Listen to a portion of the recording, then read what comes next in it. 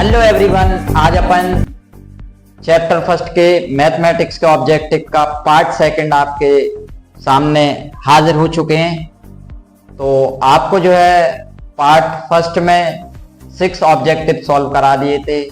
आज अपन जो है पार्ट सेकंड में आपको पूरे जितने ऑब्जेक्टिव हैं सभी को जो है क्लियर करवा देंगे, जो कि प्रीवियस ईयर के पेपरों में आए हुए हैं। तो आपको अब ऑब्जेक्टिव दिया है, नेक्स्ट आपको दिया है 12, 15 और 21 का एलसीएम ज्ञात कीजिए। एलसीएम क्या हुआ? तो सबसे पहले मैं क्या करूंगा, यहां पर 12 को प्राइम फैक्टर करूंगा। तो 12 के जो है फैक्टराइजेशन करूंगा। फैक्टराइजेशन करने के लिए मैंने आपको कल भी सिखाया था, इससे पहले वाली क्लास में भी सिखाया था। जिस संख्या के इकाई अंक में 0, 2, 4, 6, 8 आता है वे 2 से पूरी डिविजिबल होती है, 2 से पूरी कटती है। इकाई अंक में, वंश मतलब ये वाले में। तो अपना इसके वंश में इकाई के अंक में कितना आ रहा है? 2 आ रहा है, तो ये 2 से पूरी कटेगी। तो मैं 2 का डिवाइड इसमें लगाऊंगा तो 2 छिंग मेरे भाई कितना हो जाएगा? 12। अब कितना आ रहा है? 6 आ रहा है, तो 2 में 6 2 में जो है 2 का पारा 6 में पढ़ेंगे, कितनी बार जा रहा है? तो 2 का टेबल 6 में पढ़ेंगे तो 2 3 या कितना हो जाएगा? 6 और 3 1 जा 3। अब नेक्स्ट आपको दिया 15 के प्राइम फैक्टर करेंगे तो 15 जो है काय से कटेगा? या तो 5 से कटेगा क्योंकि इसके इकाई के अंक में 5 आ रहा है, या 3 से कटेगा, वो चेक करेंगे। चेक कैसे करेंगे 3 के लिए? तो दोनों डिजिटों का सम चेक करेंगे, जोड़ के देखेंगे। 1 और 5 कितना हो रहा है मेरे भाई? 6। जोड़ने पे 6 आ रहा है और वो जोड़ जो है 3 के पाड़े में आ रहा है, तो ये 3 से पूरा कटेगा। तो अपन 3 का पाड़ा 15 में पढ़ेंगे, 3 5 कितना हो जाएगा? 15। 5 एकम 5। फिर यही प्रोसेस आगे बढ़ाएंगे। अब मेरे को काटना है 21। अब 21 2 से तो जाएगा नहीं क्योंकि इसका इकाई के अंक में 0 2 4 6 8 नहीं आ रहा है। अब मैं इसको 3 से चेक करूंगा, दोनों को जोड़ के देखूंगा, 2 और 1 को, जो 3 के टेबल में आ रहा है, तो ये 3 से पूरा डिविजिबल होगा, 3 से पूरा कटेगा। तो 2 और 1 कितने हो रहा है? 3। ये 3 के पाड़े में आएगा तो 30 7 कितने हो गए मेरे भाई? 21। 7 एकम कितने हो गए? 7। अब इनको बारी से इनके गुणनखंड कर दूंगा, फैक्टर कर दूंगा। तो 12 है, 12 को क्या लिख सकते हैं अपन? 2 × 2 × 3 × 1। 15 को क्या लिख सकते हैं? 3 × 5 × 1। 21 को क्या लिख सकते हैं अपन? 3 × 7 × 1। मेरे भाई क्वेश्चन में आपसे क्या पूछा है? क्वेश्चन में पूछा है एलसीएम। तो पहले तो मैं तीनों में देखूंगा कॉमन क्या है। तो कॉमन तीनों में एक तो 3 कॉमन आ रहा है, तो ये 3 लिख दिया। और इसके अलावा कोई चीज कॉमन आ रही है कि नहीं आ रही? तीनों में 1 कॉमन आ रहा है, तो 1 का तो कोई मतलब ही नहीं रहेगा। फिर आगे अब इन दोनों में कॉमन देखिए, तो दोनों में भी कोई चीज कॉमन नहीं आ रही, क्योंकि एलसीएम लेने के लिए आपको दोनों में भी कॉमन देखना पड़ेगा और एचसीएफ निकालने के लिए तीनों में कॉमन होना चाहिए। तो तीनों में कॉमन क्या आ रहा है? आपका 3 आ रहा है। अब इसका अपन जो है एलसीएम कैलकुलेट कर रहे हैं। एलसीएम कैलकुलेट करने की जो तीनों में कॉमन है वो आएगा। अब यदि कोई संख्या दोनों में कॉमन आ रही है तो वो देखेंगे, कोई संख्या दोनों में कॉमन नहीं आ रही है तो बाकी जो संख्या बच रही है उन सभी को लिख देंगे बारी से। क्या बच रहा है? 2 × 2 × 5 × 7। अब इन सभी का मल्टीप्लाई कर देंगे, जो आंसर आएगा वही इन 4 ऑप्शन में से एक होगा। तो 3 का पारा 2 में पढ़ेंगे, 3 दूनी कितना हो जाएगा? 6। 6 दूनी कितना हो जाएगा? 12। 12 पंजे कितना हो जाएगा? 60। 60 × 7 करेंगे तो कितना आ जाएगा मेरे भाई? 420। तो इसका आंसर क्या होगा? इसका ऑप्शन नंबर सी इसका करेक्ट आंसर होगा। तो उम्मीद है आपको जो है 7वां ऑब्जेक्टिव समझ में आया होगा। 6 ऑब्जेक्टिव इससे पहले वाली क्लास में हो चुके हैं। नेक्स्ट क्वेश्चन क्या दिया है आपको? नेक्स्ट क्वेश्चन दिया है 2 संख्याओं का गुणनफल 135 है। मैं इसको इंग्लिश में भी ट्रांसलेट करता हूं। 2 नंबर्स का प्रोडक्ट 135 है तथा उनका एचसीएफ 3 है, मतलब एचसीएफ 3 दिया है और उनका एलसीएम पूछा है। तो अपन इस क्वेश्चन को सॉल्व करेंगे।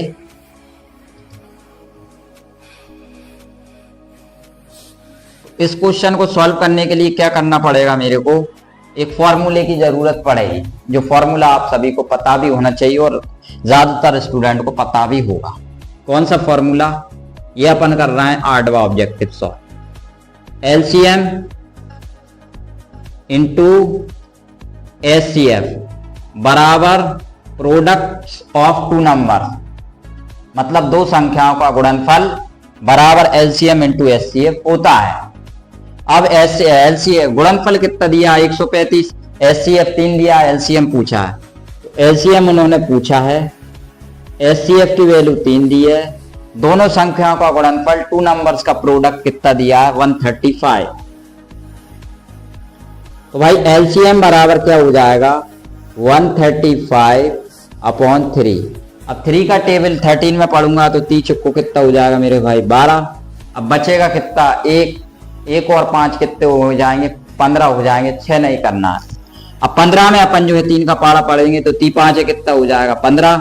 तो मेरे भाई एलसीएम कितना आ जाएगा? 45। ऑप्शन चेक करेंगे किस ऑप्शन में 45 दिख रहा है आपका। ऑप्शन नंबर ए में 45 दिख रहा है, तो ये इसका करेक्ट आंसर होगा। उम्मीद है यहां तक जो है आपको क्वेश्चन क्लियर हो रहे होंगे। नेक्स्ट क्वेश्चन क्या दिया है? नेक्स्ट क्वेश्चन अपन सॉल्व करेंगे अगला वाला। क्वेश्चन नंबर आपका है 9वां ऑब्जेक्टिव दिया है उन्होंने। 17, 23 और 28 का एचसीएफ पूछा है, हाईएस्ट कॉमन फैक्टर पूछा है। तो हाईएस्ट कॉमन फैक्टर में मैं पहले सभी के फैक्टर करूंगा। एक 17 दिया है तो 17 को क्या लिख दूंगा मेरे भाई? 17 एकम 17। फिर आगे बढ़ूंगा, 23 है, 23 के फैक्टर करूंगा। 23 जो है आबाज संख्या है तो 23 एकम 23। 17 भी आबाज है तो 17 एकम 17 प्राइम नंबर है। आगे बढ़ेंगे 28, इकाई के स्थान पे वंश के स्थान पे कितना आ रहा है? सम संख्या आ रही है, 8 आ रहा है, तो ये 2 से पूरा पूरा कटेगा। 2 1 जा 2, 2 4 जा 8। फिर सम संख्या आ रही है, 2 से कटेगी, 2 7 14, 7 एकम 7। एचसीएफ निकालना है, तो एचसीएफ निकालने के लिए पहले मैं लिखूंगा 17 बराबर 17 इंटू 1। फिर मैं लिखूंगा 23 बराबर 23 इंटू 1। फिर मैं लिखूंगा 28 बराबर 2 इंटू 2 इंटू 7 इंटू 1। तीनों में कोई चीज कॉमन आ रही है, कोई संख्या कॉमन आ रही है, तो इनमें से कोई संख्या कॉमन नहीं आ रही, लेकिन तीनों में से कॉमन जो है एक तो हमेशा रहता ही है। तो कोई संख्या कॉमन नहीं आती तो एक तो कॉमन आता ही है। तो इसका जो है एचसीएफ पूछा था, तो इसका एचसीएफ मेरे भाई कितना हो जाएगा? 1 हो जाएगा। तो किस ऑप्शन में 1 दिया? ऑप्शन नंबर ए में 1 दिया है, ये इसका करेक्ट आंसर हो जाएगा। अब आगे बढ़ते हुए चल रहे हैं अपन। नेक्स्ट क्वेश्चन आपका 10वां क्वेश्चन है। 10वें क्वेश्चन में क्या पूछा है? 11 और 13 का एचसीएफ पूछा है, 11 और 13 का एचसीएफ क्या होगा? तो सबसे पहले मैं जो है 11 लिखूंगा यहाँ पर। तो 11 अभाज्य संख्या है, प्राइम नंबर है, तो 11 एकम 11 हो जाएगा। फिर आगे 13 दिया है, 13 भी जो है अभाज्य संख्या है, इसमें खुद का ही डिवाइड जाएगा, तो 13 एकम 13। तो इसके फैक्टर करूंगा मैं 11 इंटू 1 बराबर 13 इक्वल टू 13 इंटू 1। अब दोनों में कॉमन कुछ नहीं आ रहा है, तो 1 तो कॉमन आएगा ही दोनों में। तो इसका एचसीएफ ही पूछा था मेरे भाई, तो एचसीएफ कितना हो जाएगा? इसका 1 हो जाएगा। तो अपन जो है ऑप्शन नंबर कौन सा दिया? 1 डी ऑप्शन दिया, तो ये इसका करेक्ट आंसर हो जाएगा। नेक्स्ट ऑब्जेक्टिव पे बढ़ते हैं अपन। 11वां ऑब्जेक्टिव दिया है आपको। 11 ऑब्जेक्टिव में क्या दिया है? 8, 9 और 25 का एलसीएम होगा। तो सबसे पहले मैं जो है 8 के प्राइम फैक्टर करूंगा, तो 8 के गुणनखंड करूंगा। सम संख्या है तो 2 से कटेगी, 2 चुक्को कितना हो जाएगा? 8। 2 से काटेंगे तो 2 दूनी कितना हो जाएगा? 4, 2 एकम 2। अब 9 के प्राइम फैक्टर करूंगा, तो 9 काय से कटता है? किसके टेबल में आता है? 3 के टेबल में आता है। तो 3 को काटेंगे, 3 से काटेंगे 9 को, 3 3 जा 9, 3 1 जा 3। फिर मेरे को क्या दिया उन्होंने? 25। यदि किसी संख्या के इकाई के स्थान पर 0 किसी संख्या के इकाई के स्थान पर 0 और 5 आता है तो वो 5 से पूरी डिविजिबल होती है। 0 जो है 2 से भी डिविजिबल होता है और 5 से भी डिविजिबल होता है। तो इकाई के स्थान पर वंश में कितना आ रहा है, 5 आ रहा है, तो ये 5 से पूरा डिविजिबल हुआ। 5 25, 5 एकम 5। अब अलग अलग अपन इसके फैक्टर कर लेंगे। तो भाई कितना दिया है, 8 दिया है, तो 8 को क्या लिख लेंगे, 2 × 2 × 2 × 1। 9 को क्या लिख लेंगे, 3 × 3 × 1। 25 को क्या लिख लेंगे, 5 × 5 × 1। अब पूछा क्या है क्वेश्चन में, एलसीएम पूछा है। तो एलसीएम पूछा है, पहले तो मैं तीनों में कॉमन देखूंगा, कोई चीज कॉमन आ रही है, कोई चीज कॉमन नहीं आ रही है, लेकिन एक कॉमन आ रहा है, तो एक को अपन ने जो है रिमार्क कर लिया। अब इसके अलावा दोनों में कॉमन आ रहा है, कोई संख्या नहीं आ रही है। अब मैं इसका जो है एलसीएम निकाल लूंगा। कोई संख्या कॉमन नहीं आ रही है तो शुरू से लिखने स्टार्ट हो जाए। 2 कितनी बार है, 3 बार है, तो 2 × 2 × 2। 3 कितनी बार है, 2 बार है, तो 3 × 3। फिर क्या है, 5 2 बार है, तो 5 × 5। 1 का तो कोई मतलब ही नहीं है। अब इनका मल्टीप्लाई करूंगा तो 2 2 जा कितना हो जाएगा, 4, 4 2 दूनी 4, 4 दूनी कितना हो जाएगा मेरे भाई, 8, 8 या कितना हो जाएगा 24, और 24 × 3 करेंगे तो कितना आ जाएगा 72, 72 × 5 करोगे तो मेरे भाई कितना आएगा 360, 360 × 5 करोगे तो मेरे भाई कितना आएगा 1800। मतलब इसका इसमें मल्टीप्लाई करा तो कितना आ गया 4, फिर 4 का 2 में मल्टीप्लाई करा तो 8, 8 का 3 में मल्टीप्लाई करा तो 24, 24 का 3 में मल्टीप्लाई करा तो 72, 72 का जो है 5 में मल्टीप्लाई करा तो 360, और फिर एक और मल्टीप्लाई करा 360 का 5 में करा तो बराबर कितना आ जाएगा मेरे भाई 1800। इसका करेक्ट आंसर होगा। तो ऑप्शन में अपन 1800 देखेंगे तो ऑप्शन नंबर सी में 1800 दिया है, तो ये इसका जो है करेक्ट आंसर हो जाएगा। उम्मीद है यहां तक जो है आप सभी को क्वेश्चन क्लियर हो रहे होंगे। अब अपन अगले क्वेश्चन की ओर बढ़ते हैं, नेक्स्ट क्वेश्चन की ओर। अगला क्वेश्चन क्या दिया है, अगला क्वेश्चन दिया है 5 माइनस करनी 2 कौन सी संख्या है। तो सबसे पहले तो मैं आपको परिमेय और अपरिमेय संख्या बताता हूं। परिमेय संख्या, परिमेय संख्या को इंग्लिश में बोला जाता है मेरे भाई रेशनल नंबर, रेशनल नंबर। और अपरिमेय संख्या, अपरिमेय संख्या, इसको क्या बोलते हैं मेरे भाई, इर्रेशनल नंबर, इर्रेशनल नंबर। तो परिमेय संख्या क्या होती है, जो P/Q की फॉर्म में होती है उसको अपन जो है परिमेय संख्या कहते हैं। और अपरिमेय संख्या किसे कहते हैं, जो P/Q की फॉर्म में नहीं होती उसे अपरिमेय संख्या कहते हैं।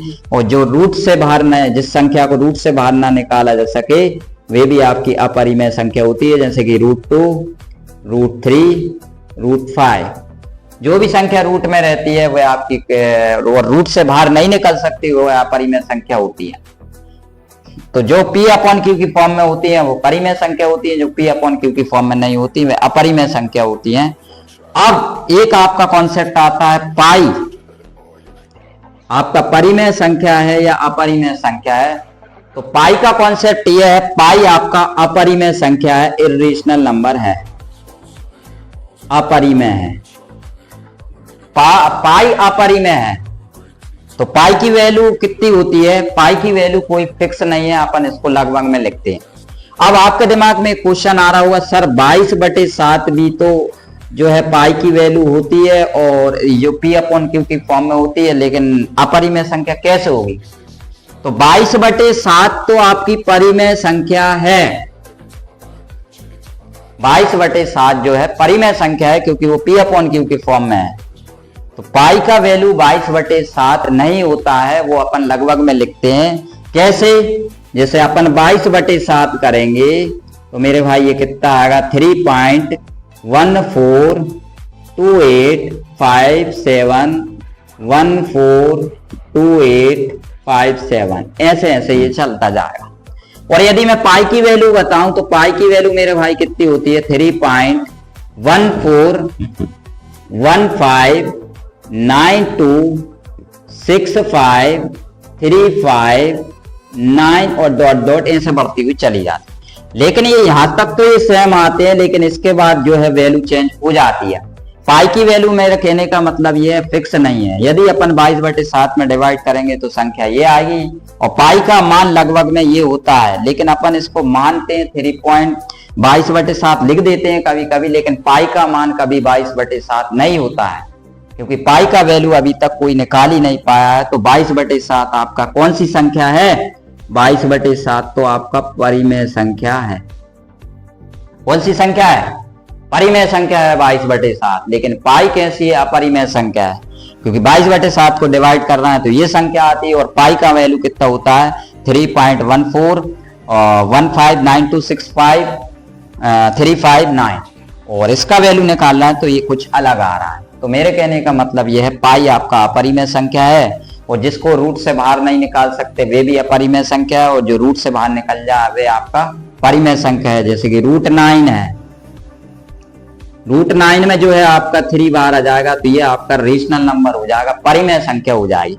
तो पूछा निम्न में 5 माइनस करनी 2 कौन सी संख्या है? तो करनी 2 को अपन जो है रूट से बाहर नहीं निकाल सकते, तो यह आपका परिमेय होगा या अपरिमेय होगा, या संख्या हो दोनों होगा या कोई नहीं होगा।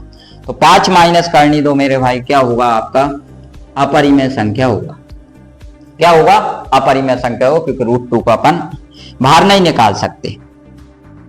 तो ये आपको परिमेय अपरिमेय संख्या का कॉन्सेप्ट क्लियर हो गया होगा।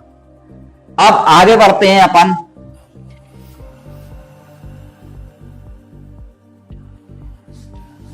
अगला क्वेश्चन क्या दिया है मेरे भाई? अगला क्वेश्चन दिया है इन्होंने, ये आपका जो है 12वां क्वेश्चन हो गया। 13वां क्वेश्चन दिया है 15 और 20 का एलसीएम क्या होगा? एक तरफ लिखेंगे 15 और एक तरफ लिखेंगे मेरे भाई 20। तो ये कितना हो जाएगा? 3 5 15, 5 एकम 5, 20 है। इकाई के अंक में कितना आ रहा है? 0 आ रहा है, तो ये 2 से भी जाएगा और 5 से भी जाएगा। तो 2 एकम 2, 0 का 0, 2 पंजे 10, 5 एकम 5। तो 15 को मेरे भाई कितना लिख सकते हैं अपन? 3 × 5 × 1। और 20 को क्या लिख सकते हैं? 20 को लिख सकते हैं 2 × 2 × 5 × 1। दोनों में कॉमन क्या आ रहा है? दोनों में जो है कॉमन 5 आ रहा है। 1 तो ऑलरेडी कॉमन रहता ही है, और एलसीएम पूछा है। तो एलसीएम निकालने के लिए मैं क्या करूंगा? जो सेम है पहले उसको लिख लूंगा, फिर बाकी जो बच रहा है उनको लिख लूंगा। 3 × 2 × 2, इन सभी का मल्टीप्लाई कर दूंगा तो मेरा एलसीएम आ जाएगा। 5 दिया कितना हो जाएगा मेरे भाई? 15। 15 दूनी कितना हो जाएगा मेरे भाई? 30। 30 दूनी कितना हो जाएगा? 60। तो इसका एलसीएम कितना हो जाएगा मेरे भाई? 15 और 20 का 60। तो अपने जो है चूज द करेक्ट कंप्लीट हो गए हैं, सही विकल्प कंप्लीट हो गए हैं। यदि वीडियो पसंद आ रही है तो वीडियो को लाइक करें और चैनल को सब्सक्राइब करते हुए चलें। अब नेक्स्ट वीडियो में अपन जो है फिलिंदा ब्लैंक्स रिक्त स्थान की पूर्ति करेंगे, और मैच द कॉलम सही जोड़ियां मिलाएंगे, ट्रू फॉल्स करेंगे, और इस तरीके से अपन जो है चैप्टर फर्स्ट का ऑब्जेक्टिव को एंड कर देंगे।